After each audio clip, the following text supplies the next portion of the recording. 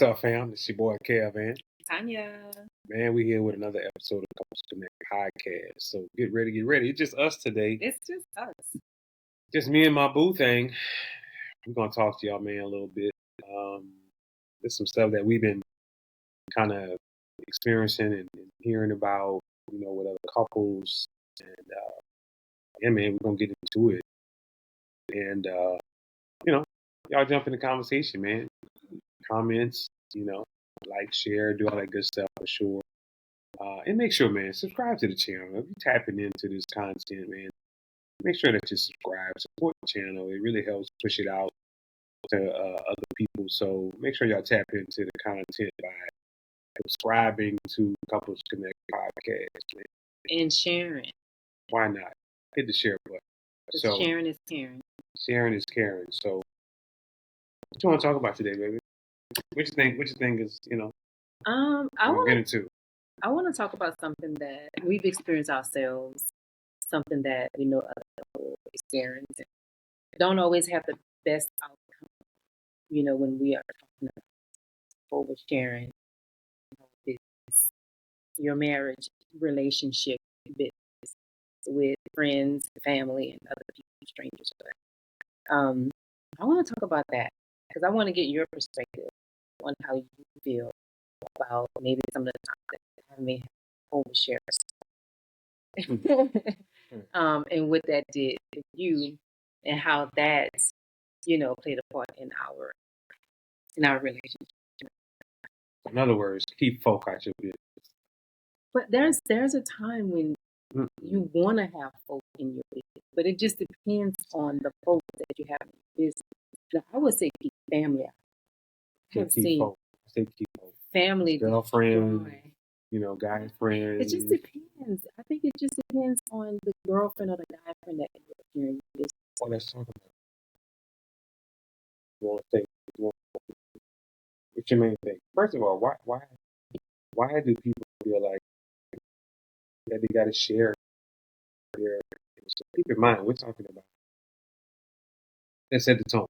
Tone stages. We're talking about a married couple. Mm-hmm. We're talking about boyfriend, girlfriend. Married couple. Biblical, where the idea is playing God's plan in the world.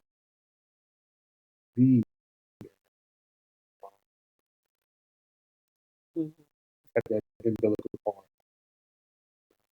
2. So things have changed once a man and a woman get married. The whole dynamic of that relationship between the mom, dad, father, the sister, the brother, all that has changed. If the couple is truly practicing the idea that 2 become 1. So let's set the stage for that. So yeah, the Bible talked about that, but when it talked about that too, along with what you're saying, is that when it's saying leave and cleave, it means to leave the way that your parents did things, the tradition, the way they had of their marriage, whatever tradition that may be. Then leave your parents, your mother and father, or whatever, and cleave to your spouse in a way that your spouse is now who you are becoming one with, who you're with, who you're protecting, who you're building a marriage relationship. Yeah, but it's more than just leaving the ways and the traditions of your mom and dad. It's a departure. It's like I'm departing from my mom and my dad, and I'm becoming one with my spouse. Right. So it's a loosening departure. It's a severance of that relationship, the way that it was as a dependence, right? In terms of how you relate to connected to your mom and dad. So yeah, so it's a little bit different than just tradition, things like that. So, what does that mean to you? To leave your mother. what I just said, baby. I mean, like it's it means that you to become one. But has that been like a, and I know, but I'm asking you, has that been like, because we've been married over almost 25 years, has that been like a practice, an intentional practice for you these years? I don't think it had to be a practice. Dad been dead, mom been. So I mean, it wasn't anything that I was leaving. You know, when my mom was actually alive, but I was kind of independent already. So for me, the leaving until it wasn't an issue. It wasn't a problem because I was already so independent on my own. You know, it really wasn't a matter. You know, still relying on mom. So really, No, you didn't. Like, you didn't rely on your mom. You didn't run to her or go to her. You didn't involve her in our marriage relationship no, or anything like that. no. So you definitely, when you left, you left. That was even before you. Yeah. Mm-hmm. And for me, I believe too. When I left, I left. It was no turning back, no going back. But the oneness, becoming one, that takes time. Like, that doesn't happen. For sure. That takes years of practicing, years of making mistakes, you know, years of just having all kinds of obstacles to come about. But you know, even when we flash back up a little bit, because even when you left, right, even though you were 100% ready to leave and cut that off and start that new life, your family wasn't so much ready. No. So that was also a difference, a little challenge, you know, that kind of came about a little later on as well.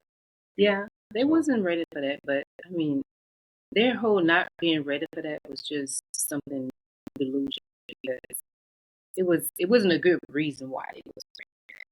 It was just that nobody leaves. Nobody get away from the ghetto. Nobody leave to go and do better. That's just how it is. And for me, to buy the coup to go and do something better, to have a better life for myself, that was just not heard of. Yeah. You know? So they didn't take to that very well, and because of that, they didn't take to you very well. So that was a lot of strife when it came to that. But I didn't allow that to happen. I took my little 3 trash bags of clothes and my one little dresser drawer and put it in the back of the van and say, peace. But that caused a lot of tension between my grandmother and grandfather. For a while, my grandfather did not speak to me. He did not talk to me at all. And my grandmother had a problem with it, but eventually they came around. They really did. Gone. But in many instances, it's not so much the family. Lots of times, I guess it could be family, for sure. But also sometimes, many times, it's not family that can't make it. You know, family members trying to move on to that, but it's also the person who recently got married that he can't let go. They're so connected to their family. So even when they get married, it's like they still really haven't left. Yeah. Right? In terms of not necessarily like you gotta physically leave your family, even though that's a part of it too if you're moving in. But in terms of just that connection with the family, those ties, the emotional connection, and all those connections that just kept them in a space where they had to. We still leaned on family, right? Yeah. And that's the part that could still be called. And I think, I don't know for sure, but I think the reason why sometimes that, and we have kids, so we have to be careful about some of the things that we teach our kids. Because I know for sure we always tell them, I know for sure I do, you guys are close. You guys are all you have.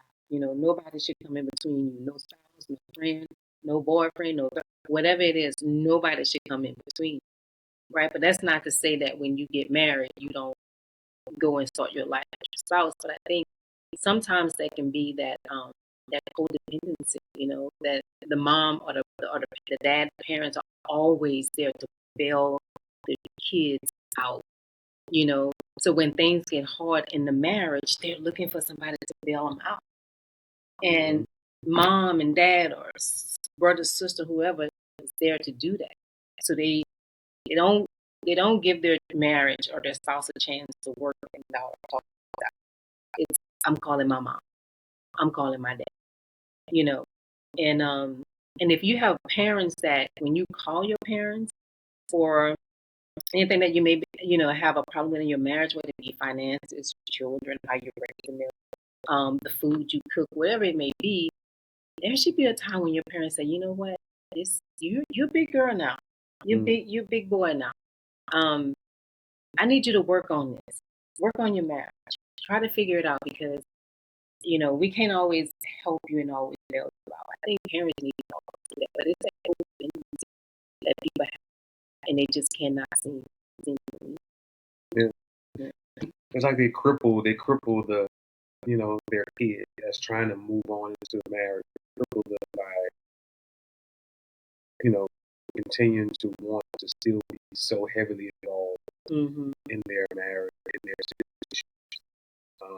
I think even my mom even told you, like, it's you and Kevin, y'all have to work it out, right? So she knew that.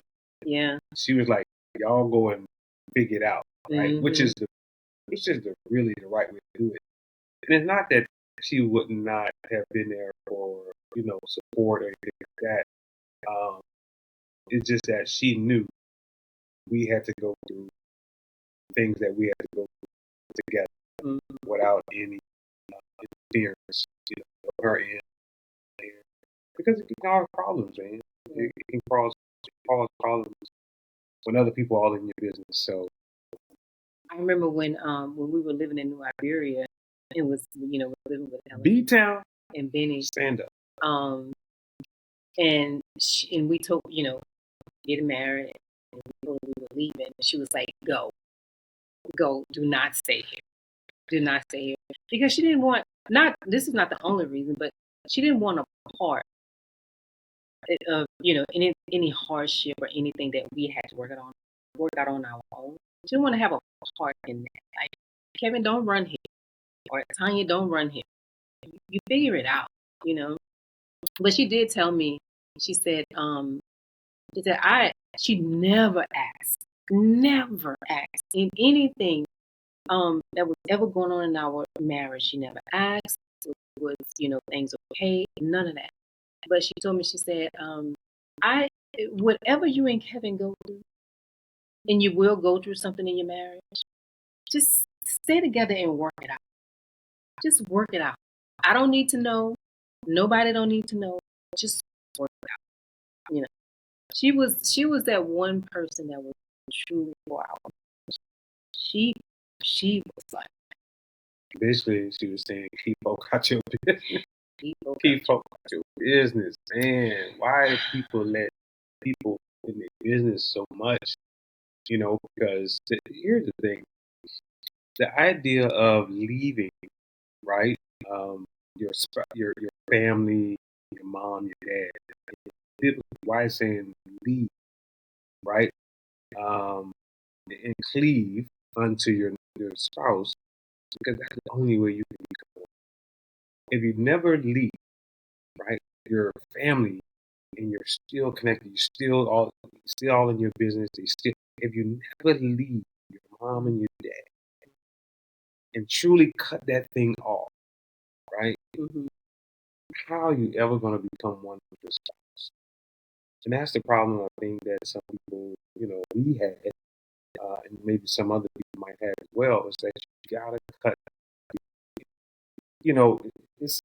It's like, man, this mom, dad, I love you, but now from this day on, when I say I do, right, I'm leaving you, and I'm connecting with my wife, where now everything that I am supporting, loving, depending on, you are my good thing. You are my everything. Right? So all my attention, focus, energy, love, care, right? Support, right? Now becomes, for you, and vice versa, right? And I know that may be hard. So, got some mama boys out there. Some, I was a mama's boy, and some daddy girls, some daddy girls, We're raising a mama boy. for sure. It may be a little tough for some people, but you will never be able to become one just until you get delivered. Because that's a reason. And when you leave, you leave. Like, you ain't paying your mama's bills, because you now have a household that you have to take care of. Now, I'm not saying don't help your parents or anything like that, but you ain't constantly paying your parents' bills when you got your own bills and your own bills to take care of. You're not, leave that. Let somebody else do that. I don't know. They get an extra job or whatever the case may be, because that can cause contention in your marriage. But how does it cause the problem? It causes the problem because again, it takes you and your spouse because depending on the situation of being able to support your parents, if you and your spouse are doing well off and you can support them, I don't see that. I know that, and I know that's not what I'm saying. Obviously, but you guys have to agree. You and your spouse have to agree upon it, and it becomes a problem if one, let's just say, if my mom, she needs some financial help, and I'm like, I'm giving my mama some money, and you like, hold up, we got financial goals. We trying to do this, and if I'm like so connected to my mom that I haven't left, I haven't left. Yeah, mama, I do love you. I do, but the way that it should be is, I love you, but let me talk to my wife. Right? That's where the oneness comes from. But that's the piece that I think many people are missing. That oneness where we still consider one another, because everything now comes through you or comes through me, right? Even before mom or dad. So it's hard, man. I can imagine how some couples who are struggling with that because they still haven't become one, and they're not one because they just haven't.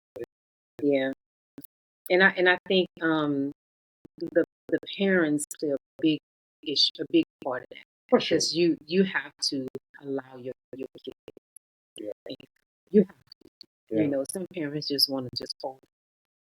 Play a big part of that, and you wonder why you and your daughter-in-law. Because you telling your son that you the first, you his first love or whatever the situation may be, and you wonder why you don't get along. Let that man discuss what he needs to discuss with his wife first. Maybe they can't help you with all the money, but they can give you some. So I remember when we got married. Before we got married, Helen used to give me Christmas. I think it was $500. She would give my business every Christmas. She give me a little something. She give me a little something. She give me a little something. And I remember the first Christmas we were married. She gave you an envelope, and she gave me. Split my junk. She did. She said, "Now that you're married, you don't get the whole 500. She get 250. You get 250." My mother-in-law was the best. She was. I just loved her so much. We were so close. So close. She was everything to me. She treated me like I was her child. She gave her. And she made everything so fair. So fair between Kevin and I. She didn't pick up for him. If early on when we were dating and engaged, we went through a couple things, and she was like, "No, you're not. That's my son, but no." She was like, "I'm not gonna take her for him when he's wrong." That's the kind of mother-in-law you need. So you leave. She did. She was like, "Go, leave him." Come on, mama. And I did. I came back the next day, but I did. Come on, mama. She was like, "No." She said, "You're not gonna put up with us." So. That's one of the main things I love about her. We get, but anyway, that's one of the things I love about her. She was the most fair. She was very person to fault to where sometimes it pissed you off because I'm like, come on, my mom, your son. Yeah. It didn't matter. No. Right is right. Right is right. So, but going back to the question that you asked, why we tell people our business, and sometimes, and I would say mainly, I'm sure men do it. Mainly women, y'all like to talk, y'all shoot, and be telling, mom, whoever, girlfriends, and it's just not the best way to, It just depends. If you have so you first of all, when you are telling folks your business, you got to know who you're telling it to, because if you get out, you're like, okay, I know I only told this to such and such and such. So only me, my husband, and such, and God knows what's going on. So that's one. You got to be careful who you're telling your business to. But people tell their business, mainly women, is because sometimes we can feel like we're not being heard in our, because the communication can be off, so sometimes we need validation. And another listening ear. And a lot of times I can say for me, when I share things, it wasn't to share things to dog you out. It was like, am I wrong? Tell me if I'm wrong. Should I be the one to apologize? Should I be the one to? And it's not like you go into every tiny little detail or the whole thing about your business. Now, we did have that some years ago where we shared something with some friends of ours, and I was the one who did it.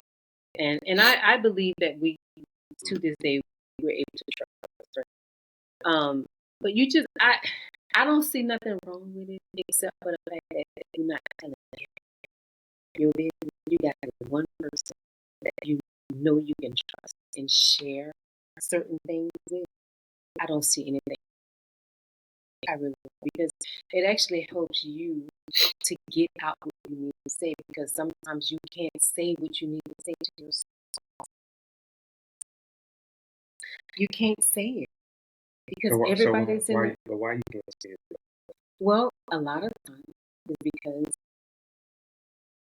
the spouses have not worked building that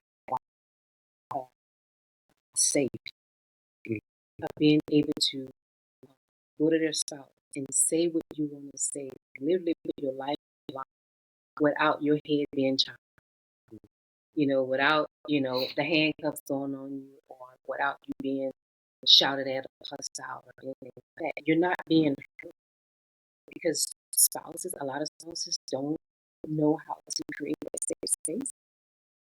And that's true for a lot of relationships we've had with. And that's something that we're still with. Yeah. I don't know, man. I just feel that, and it's okay for us, have opinions on it.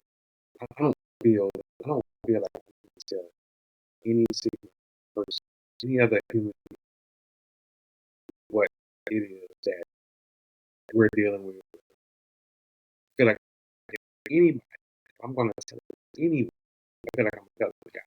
Right? Because whatever the reason is that one of us may feel like we cannot communicate, not heard, thoughts and feelings, what I'm saying, not valid, whatever it may be, that's what I take to God, right? That's what should be God. I don't feel like I'm heard. I don't feel like I'm valid, because telling another person who's only probably hearing just one side of the story, that can still cause a problem, because now that person that they're telling it to can start to create form their own thoughts and opinions of the other person, right, who doesn't even get to speak their piece. So there's going to be anyone that we're going to tell it to, let it be a constant where we both can be there. Let them be the mediator, middle, where we can both share our thoughts and opinions about what we're dealing with, right? But just to tell a friend, just to get it off my chest, and I'll feel better. And my friend had validated everything I said. So thank you, girl. You right. I knew I was right. I know, because usually, maybe not always. So usually, if it's a girlfriend, that girlfriend gon' vouch with the girl. You know what I'm saying? In most cases, maybe not. Maybe you got that girlfriend who can really look at things the way that it's supposed to be, right? But that's not, I mean, not always be the case. So again, either way, it still can bring about problems. Just especially if the other spouse feels like, I don't like people in my business. Don't share, don't put my business out there. But the other feeling feel like I don't feel like I'm being heard. So then you're telling your girlfriend or whatever. I can create some problems. It can create some problems, but it depends on the girlfriend that you're telling it. If you're telling it to a girlfriend who is a gossiper and who is like, don't have a good marriage relationship herself, so she miserable, and you sharing your misery with her, yeah, she's gonna be that girl like, oh, yeah, that nigga. But if you have a girlfriend who's like in tune and aware and in touch and it's truly for marriages, and somebody who have a Christian base or something like that, that's the kind of girlfriend that you want, because she's gonna tell you, and she's not gonna want to know everything that happened. She don't want to know that. Because that doesn't matter to her. What matters to her is that you're okay. Work that thing out with your spouse. This, that, and the other. But it just depends on who it is that you are telling your business. I was gonna say something. Oh, I was gonna say this. Men, I think, need to do it a little bit more. Here's what. Need to do what a little bit more. Share with one of your guy friends that you can trust, right? And here's why: because a lot of y'all end up depressed. A lot of y'all end up depressed, and when it is time to talk, you blow up, you go off, because you haven't relieved that pressure or that thing that you wanted to say. So a lot of times y'all fall into depression. We don't do that because we allow ourselves some of the things that we are dealing with.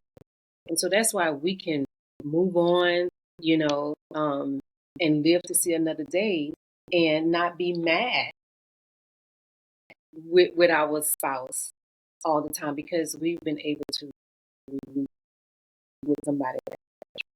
But I think that men need to do it just a little bit more, like one guy that you can trust. Again, you ain't got to share everything. Just some of the things that you think you want to know, where did you go wrong? I just think there's too many things, and I'm not saying that none of that, any of that is wrong. This is just this is something that we've both been on both sides of the coin for a long time. I'm just a very, very person, like anyone is, which most men are. But I just feel that even in the states that I'm more open to, like counseling and stuff like that, I still have a problem with going through something.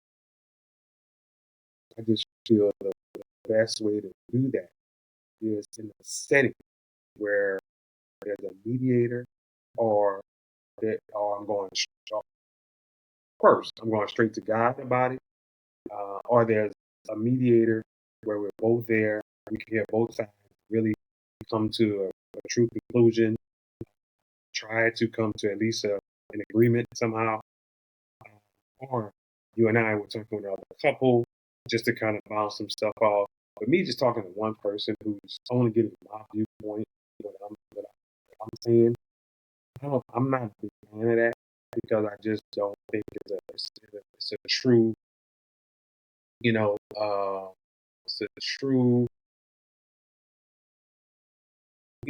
view of what's really of the situation that's really happening, because they won't hear your point of view, right? You really want to give your point, and I'm just kind of giving mine. And once again, it could be some, a little bit biased because that's my boy, and so it's just that portion of it. Is it really of trying to get some clarity, some understanding, or is it just really me, or just looking for someone to just validate what I'm saying and what I'm feeling, right? Because it's not coming, from the top. So, so from telling, just one person, a friend, I don't know. I would prefer to just give me a mediator, give me a guy, or another couple where we all there.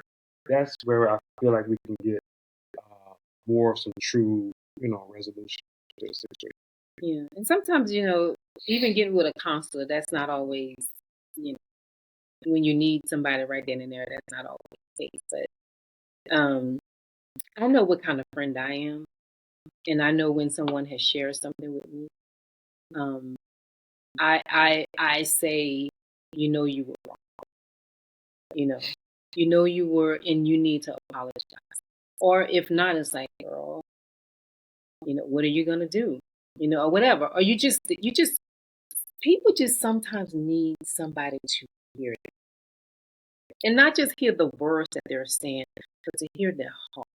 And when you are in a heated argument with your spouse ain't hearing you.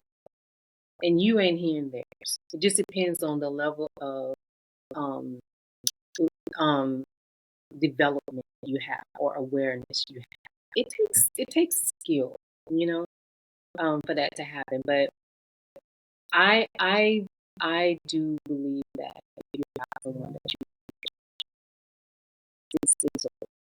so I know this person while we were talking about this and years ago she was telling me something about her relationship. And she was telling me that, I told mom, sibling, whatever. And I was like, ooh, don't tell them no more about what you're going through. Not if you want to talk to somebody, talk to a therapist or a good friend. Don't tell your mom, because what's going to happen is they're going to have a different idea of who this person is that you are with. You're going to make them hate you. And sure enough, a few years later, she said, remember when you told me not to tell my mom? Yeah, I did. And they hate me. And so you got to be careful, like you said earlier, about what you're sharing and how you're making that person look when you are talking about your spouse, your significant other, whoever it is, because they're not going to forget. They're not going to forget what you told them about that man or that woman. They're not. They're going to remember that. They will remember it. So I say, this is me. Don't tell your family at all. Your mom, your dad, your sister, none of them. You have a good trust. Or if you close to, your sister, maybe your brother, maybe I don't know, but My thing about telling anybody, a friend, especially a girlfriend or a mom or a family member, when we tell people like that our business, we seldomly, if it's about me and my spouse, we seldomly tell our fault. It's all about, well, he or she did this, he or she did that, but we really don't do that self reflection and really get into where I did this and this was what I did, and and I think that's a lot. That's the reason why lots of the times that the mom or the friend or whoever starts to feel a certain way about the spouse, because the picture that's being painted is like it's all about the wrongdoings of the spouse. mm-hmm. I ain't did nothing. Am I right? He did this or she did that, and am I wrong for feeling this way? Am I you looking for that validation? And it's all about that person's wrong, and it's never about your fault and what you've done. Yeah. So to paint that kind of picture is no reason why your mom, your dad, your girlfriends, they all hate your husband. You didn't made him out to be this dude who, who's always well, that ain't messing up. that ain't the right kind of sharing. That's the wrong kind of sharing. That's not why you go. That's not why you go to a trusted. But that's probably what happens lots of times, though. There's levels to this thing. There's certain levels. So the part about going to a trusted friend, trust me, I get it. I don't think that's a problem with it, but I just think it's it's so small of a percentage of all the scenarios that has to be in place. Like you have to be mature enough to also understand your own fault, and if you're gonna definitely speak about him or her, speak about your own doings and wrong, right? Because they're gonna paint a picture. You're gonna paint a picture for them that's only pointing to your spouse. So that's one piece of it. Then the second piece is your spouse, your friend, or your mom, whoever you're talking to. Do they truly have the best interest of the entire marriage, or do they only have your best interest at heart? Right? And they just want you to be happy, and want you to be. They don't care about really how the other person feel. Again, they don't even know the other person's story. That's another level of this whole situation, this whole scenario, right? And then the level of just of you just being able to, you know, man, admit that, hey, this is what I did. I did this. I did that. Yeah, he did this or she did this, but I also did this. Was I wrong for doing that? Was I, and really giving a true, full picture of what's really going on. I just think there's so many different pieces of that to where all that can get really messy. And rather than trying to see if my friend is going to be that type of friend who going to have the best interest from me, not only me, but also my spouse in our union, or my mom or whoever going to have our union in their best part. And then also me being able to be mature enough to really try to look at the whole picture and give them the whole picture of he did this, she did this, but this is what I also did. What do you think? Right? And then that person just being the person to be able to give you a full, unbiased, response and answers to. And that's why it's like all those things got to be on point to be able to say, I can go to this person and talk to them. Me, keep folk out your business. Period.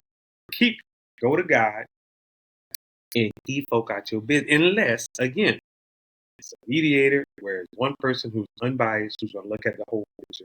Or it's another couple where you're just sharing, and maybe a couple who's maybe been through that experience before, or a couple who's a little bit more senior in years, who's been through some things, who can speak some wisdom into your situation. But other than that, I don't know. I think it can cause problems. If you're gonna keep folk out of your business, you need to read. You need resources because you need a different perspective. Because if you're not sharing some of the things that you and your spouse is going, whether it be with a trusted friend or a therapist, if you're just going off of what you know, that's just all you know. You need a different perspective on that. So that's why you have to have discernment about who you're talking to. You're not going to meet somebody today, and all of a sudden call them your friend and then just tell them all this. You're not going to do that. You're going to build a friendship. You're going to build something solid with somebody. But if you're going to keep folk out your business, you need to also look for ways you can get so that you can communicate well in your marriage and so that you can be fair in your marriage. That's all I have to say. So again, it's about that leaving, and cleaving. So this is just based on this workbook that we have in this class that we in for marriage. Just to be clear, it says leave. A man shall leave his father and mother. In order for you and your spouse to make good, lasting connection, you must change your relationship with your mother and father. The Bible says, leave your father and mother. The word leave means to loose, forsake, depart from, leave behind, or let alone. Right? That's when you leave. That's when you got to leave that situation. Right? But it also says to cleave unto your wife. This is for a husband, right? Cleave. And shall cleave to his wife. After leaving our father and mother, We are commanded in Scripture to cleave to our spouse. To cleave means to stick to, cling, stay with, pursue closely, or follow hard. You are diligently pursuing your spouse. God holds you responsible to do all in your power to keep the bond tight and firm so that you two become one flesh. That's the cleave. And the last one is becoming one. So there's a cleaving process. I mean, the leaving process. Then there's a cleaving process. And then there's the become one process. Somewhere between leave, cleave, and becoming one, couples are struggling. Couples are struggling and going through it from that leave, cleave, and become one. It took us a while to become one. And based on a lot of stuff that we see today, a lot of couples still are struggling in the very step one phase of it. And that's the leave, right? Because you're telling everybody in your business, you got all these people in your business, and it's causing a problem. It's causing havoc in a lot of many relationships. And it's because the husband has not left, right? And now cleaving onto his spouse. And the becoming one is becoming harder and harder for many couples for some reason. But once you leave, cleave, and become one, one flesh, the most obvious way to become one flesh is through sexual intimacy. Genesis 2:25. However, there are other ways that helps a husband and wife become one. Each spouse putting his or her needs above the other, building up his or her spouse with kind words, maintaining faithfulness towards one another, and demonstrating love and respect. So those things, man, is like, you know, when we talk about becoming one, you kind of look at this and you're like, okay, based on this, are we truly one? Are we one flesh? And for you and I feel that we are. We are. Yeah. But for many couples who may be having this as a problem, as an issue in their marriage, are those things, uh, present in your marriage now? The way that you treat each other. It ain't just sex, right? There are other ways. I think a lot of people especially men, just look at the sexual way, but the other ways, maintaining faithfulness towards one another, demonstrating love, respect, kind words, building his or her spouse up, uh, meeting the needs, putting their needs above your own. All those things being demonstrated in marriage. Those are signs of a couple that has become one flesh uh, in God's eye. So, can you give an example on how where it says building up his or her spouse with words? Can you give an example? I mean, building up with words, saying kind words, building you up, telling you you look beautiful today. That's building you up. That's helping you to, be a person dealing with self-esteem issues or whatever. And I'm aware of that. That's the way to kind of build you up. You look beautiful. It's just things, man. Yeah, because we know how to tear each other down. That's why I'm saying that. Yeah. Real easy. Yeah. It takes a lot more to build each other up. That's why I'm asking you. It's just yeah. So it's really, I think the goal for every couple should be to work on becoming one. I really, man, the more I think about it is, if a couple can just work on becoming one, that can be a major change in there. It can. I also think that, and I'm just going to throw this in there, that I also think that in order for a couple to become one, and we had to do this, is that person, that individual, has to work on themselves. Yeah. Because you can't become one when you are full or filled with anger, or for sure, some kind of disruption that's going on within the inside of your soul. You can't bring that together. Yeah. You know, so you have to work on yourself individually, some self development, so that you can become. Yeah. And no doubt. I think, unfortunately, you would like that to already be in place before you get married. Like the self work has been done. It wasn't done for us. We were too wretched undone,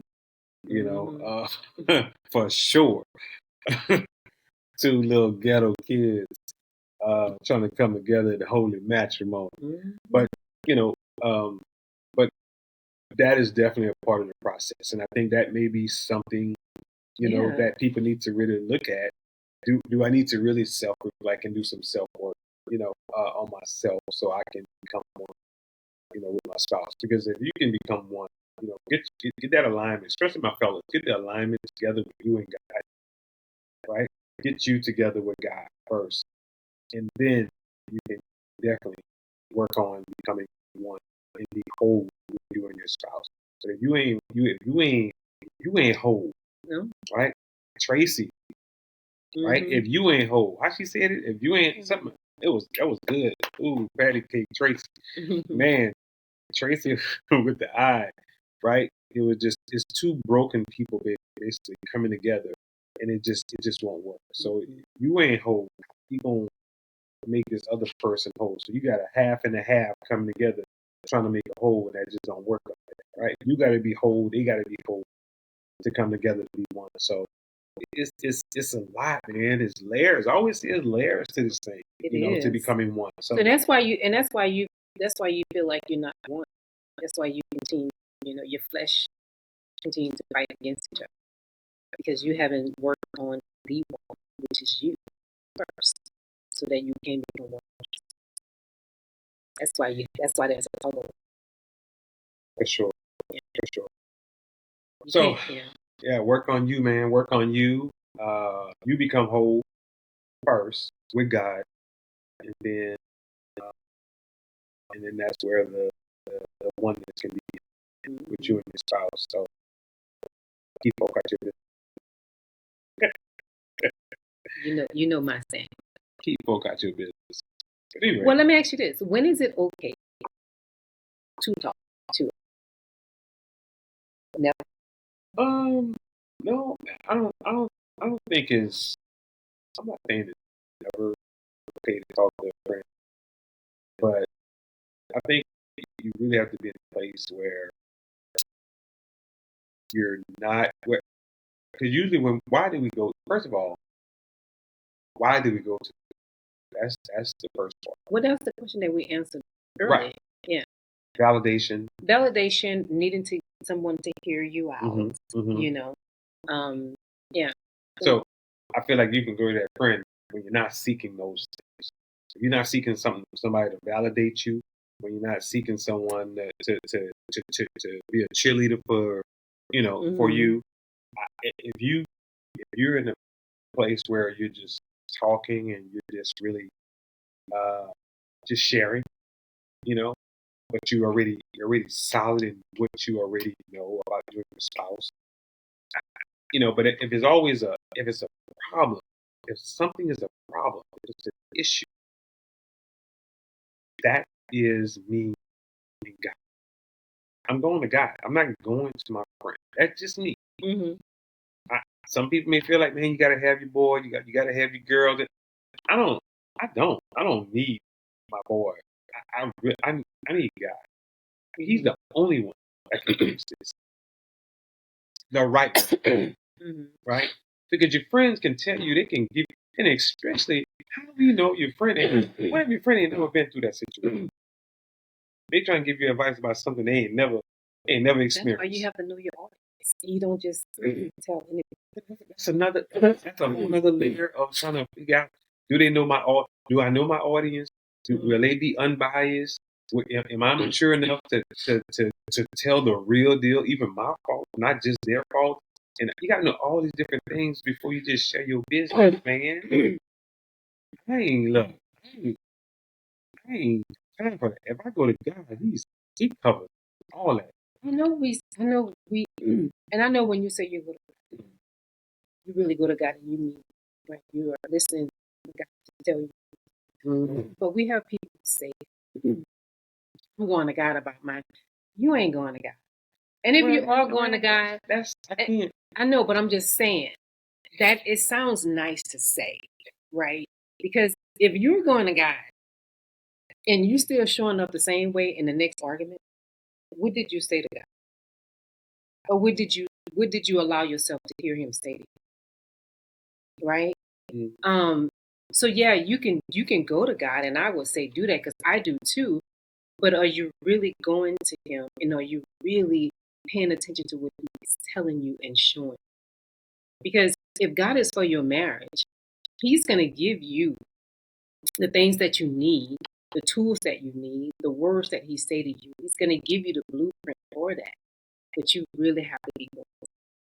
So sometimes we say a lot of things and just keep, but if you're really going to God and giving it to him, then you are going to be so different in that next disagreement. Or not even that.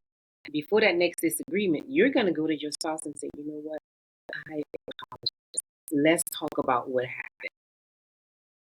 I want to know how that made you feel. You know, you're going to come to your spouse and you're going to try to soften up what happened because God gave you. But if you are mad still the next day and you're not talking to your spouse the next day, the next 2-3 days, who you went to? Yeah. What God did you go to? Well, I'm talking about me. So I don't know what other people. I'm just saying. No, I get it. That's a great point because some people may just say that's what they do and then they really don't do it. Or they don't do it the way that it should be. They don't really truly go to God in the spirit of God. Really sincerely seeking God's wisdom in that situation. Right? I am deceived. So, but for those who may not be, then of course that's it's going to continue to continue to be problems. Yeah, because I can say this, right? I'm gonna be honest. I've gone to God and be like, Lord, you need to fix him. There were times I'm like, fix him because this, that, and the other. Fix him. Or I go to God and I'm like, or I'm thinking I'm going to God. And I say I'm going to God. I ain't going to God. I'm gonna sit here and I'm gonna moan and I'm gonna think about what happened and this, that, and the other, and never call your girlfriend and never take it to God. And that may be it. I may, call my friend, right. and or whatever. And then, but more than not, I do go to God. But there are times when you don't want to go to God. You don't want to go because you want somebody who is gonna be able to hear you and understand you in the moment, right? Somebody who can converse back with you. Somebody is on the other end of that phone or sitting next to you that is listening to you. Sometimes you're like, I don't want to go. I don't want to do that. I need somebody who's just gonna hear me out, or and say to me it's gonna be okay. I need to hear that voice from someone, So I'm just saying. That's fine, and I appreciate your honesty. But if you ever feel, or anybody ever feel, the voice in their mind, thoughts that come to their head is, I don't want to go to God. And that's I'm wondering who you hearing that voice from. It's the voice that you hear from God. No, I'm not saying it's from God. It's definitely not from God. I'm telling you, I don't want to hear from God. But I'm saying, if you want, if something is telling you, I don't want to hear from God today, right?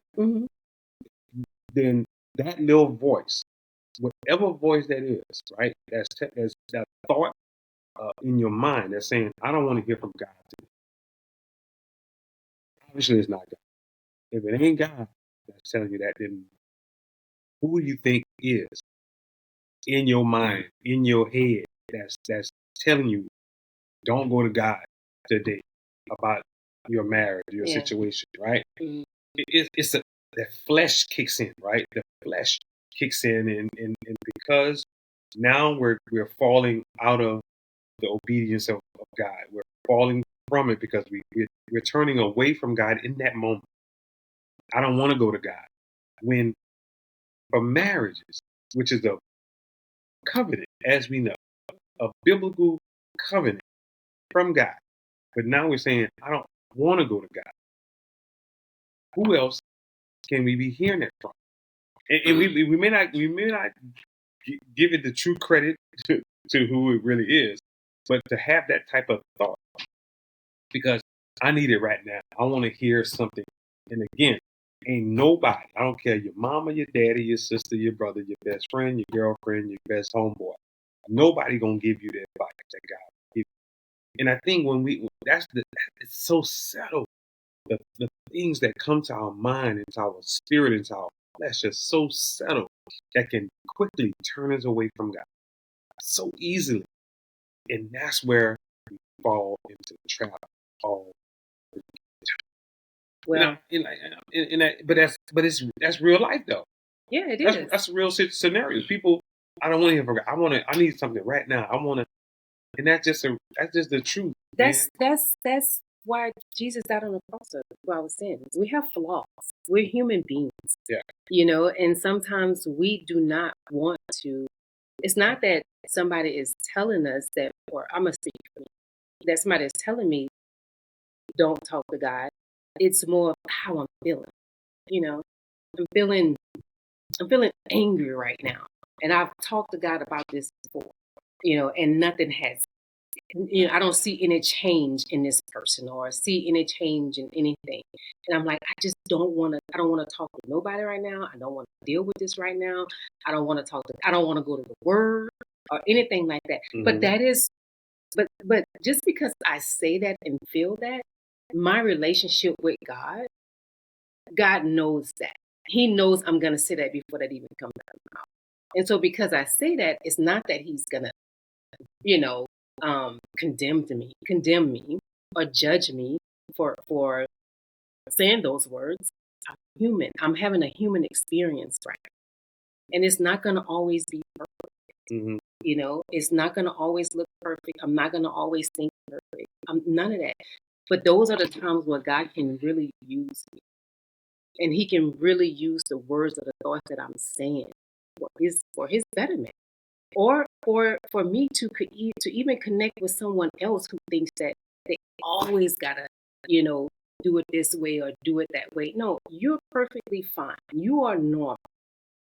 It's just sometimes you're in that space where you just like, I don't know what I'm saying.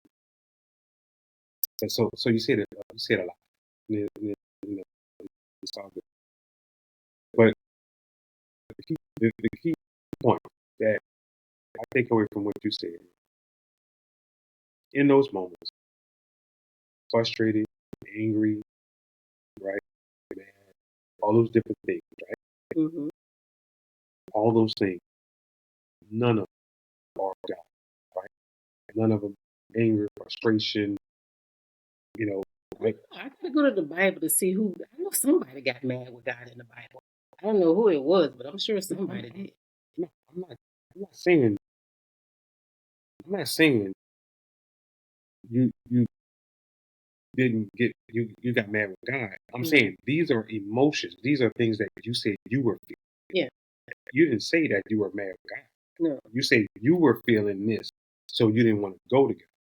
And I'm saying all those emotions and everything that you were feeling, none of those things are of God. That's everything that you said was against everything that God is for, right? Mm-hmm. So in those moments, I'm just saying how settled you and quick a person can be in their feelings and emotions about things, and in those feelings and emotions, right? Because with God is like you got to get understanding. With God, if you get nothing else, right, in all things, get understanding. And if you don't understand something, it can cause frustration, anger, and all these things, right? So I just feel that in those moments, not just you, but all of us as a whole, when we're in these moments of anger and frustration, it's an example of saying, I am not in the spirit of God right now, right? These are things that are not of God, right? And I know people, it's so cute for people to be like, God, God, God, be on this God trip. Yeah, well, I'm gonna go to God. I'm gonna do, but it's not just cutesy little saying. It's the truth. You have to identify those moments when you're not in the spirit of God. And if you're not in the spirit of God, then what spirit are you in? Who are you serving in that moment, right? And if you're not serving God, you're serving something else. So in those moments, again, we all do it, Mm-hmm. right? We all do it. But it's just it would do us uh, uh, uh, uh, it would do us a service, an honest, like, to start to recognize those moments, to reprogram our thoughts and try to rearrange and redirect that energy into a positive vibe to where we can get back in a space where we're acting and moving right in the presence and in the fullness and the directions of God. Because it just, let's be real, those are the things. When you're angry, mad, frustration, and it was so quick, you say, I don't want to hear from God. The devil is the one that comes to kill, steal, and destroy, and tear marriages apart, and all that stuff. So when we in those feelings and those moods, man, it's calm down. Like we in class the other day, go water the grass, go do something, and come back Yeah. after you calm and take a moment to realize I'm not in God's will right now. I'm Exactly. not in God's covering, in His favor right now. I'm not acting in the spirit of God right now. These are my own fleshly ways and thoughts, and right. So, and just to catch those moments, because you can easily, disband and disconnect from God and cut Him out of everything else moving forward. That's when the bad decisions happen. Now you're doing something you shouldn't have done. Now you're saying something you shouldn't have said, right? Because you didn't already turn God away because you was just you was in your feelings at that Right. moment. And that's in the moment. Now that's not to say that when you have those moments you don't, calm down and you go to God. Mm-hmm. But I do. I don't know about anybody else, but I sometimes have. And I haven't had it in a while, but I have had those moments before where I didn't want. I shut down, Mm-hmm. because so like I said earlier, you get so tired of, you go to God, you're like, God, it's me again. It's me again about this same old thing, you know. Um, and at some point you have to go inward and just recognize in that moment what is happening. You have to understand in that moment what is happening. Mm-hmm. What has been said that triggered me, or what has been done that triggered me, and how can I react to this? Right. So I take a moment to go in. And then when I calm down, I find myself maybe going to the word. I'm being honest, I've said before, I don't want Mm-hmm. just I need a moment. I need Yeah, a minute. I said it before too. Maybe not said that, but I mean I felt it, Yeah. thought it, and maybe just um just acted in a way that demonstrated me not wanting to uh, turn to God for certain situations. And I think we've all been there, but I think it just really matter now, just being more aware of certain situations that we go through, and as we continue to try to develop a stronger relationship with God, and start to realize that you know certain things, man, are just so clear that certain things, God is we're so sometimes easy to step out of the wheel of God, you know, just by things we may say, things we may do. And if you know who God truly is, that He is love, that He is peace, that He is kind, that He is gentle, that He all, and anytime that you're not acting in those type of, you know, things, right? And you're acting out the opposite of those things, it's very clear. This is not of God, right? And He's not pleased, you know. And but anyway, so I thought we were talking about. I think we got a little bit off topic. You took it, yeah, man. What you mean? I took it. Yeah, I was See, trying. here we go. I was trying to keep folk out of my business, and you got personal about how you feel about certain things, but I liked it. It was good. Yeah, I think I just was talking about how I don't always go to God for something, but I'm in that moment. But yeah, I mean we've talked long enough. We're at an hour. So if you want to start closing it. Anything else you want to share? No, not at this time. But I would say that if you're gonna go to somebody about your business, make sure you choose the right person to go to about it. And make sure that you're not always telling your business. Make sure you know somebody first.